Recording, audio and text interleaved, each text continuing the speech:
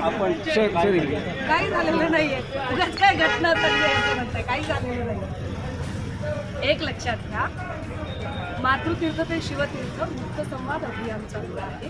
या मुक्त संवादामध्ये आम्ही डॉक्टर, इंजिनियर, वकील, प्राध्यापक, शिक्षक, वारकरी, कवी, साहित्यिक, बुद्धिजीवी, शेतकरी, महिला अशा सगळ्यांशी बोलत आहोत.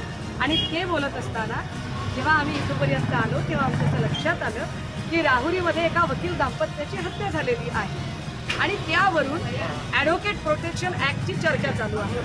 सो ॲडव्होकेट प्रोटेक्शन ॲक्टच्या संदर्भाने अहमदनगरच्या संपूर्ण बार असोसिएशनने एक मोठं आंदोलन केलं.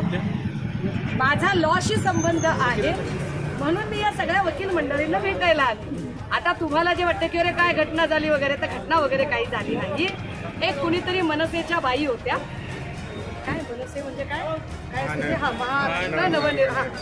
काहीतरी महाराष्ट्र नवनिर्माण सेना नावाचा काहीतरी पक्ष आहे, तर त्या पक्षाच्या एक बाई होत्या आणि मग त्या बाई अशा फार त्यांच्या परीने अटेन्शन सीकर करत होत्या.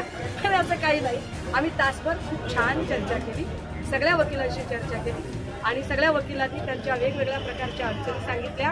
चॅरिटी ट्रस्टमध्ये असणारे वकील असतील, फॅमिली कोर्टचे वकील असतील, वकिलांचं रिनोव्हेशन असेल, नवीन सायटेशन, नवीन अपडेशन, ॲडव्होकेट प्रोटेक्शन ॲक्ट, या सगळ्या संबंधाने आम्ही छान हेल्दी चर्चा केली.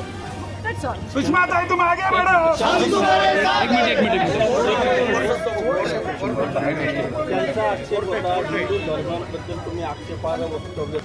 काय मी काय म्हटलं, त्या कुठल्या तरी राजकीय पक्षाच्या बाई होत्या.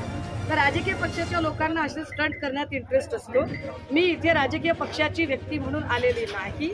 मी कायद्यासाठी काम करणारी जी माणसं आहेत त्यांचे प्रश्न समजून घेण्यासाठी आणि एका वकील दाम्पत्याची हत्या झाली त्या संबंधाने झालेल्या आंदोलनावर बोलण्यासाठी आलेली आहे. आता ज्या लोकांना बोलण्यासाठी काही नसतं अशा लोकांना जर काही शिव्याकडीला ऊत आणायचे असतील तर आय हॅव नो कमेंट. त्यांच्यासाठी मला काही बोलायची इच्छा नाही.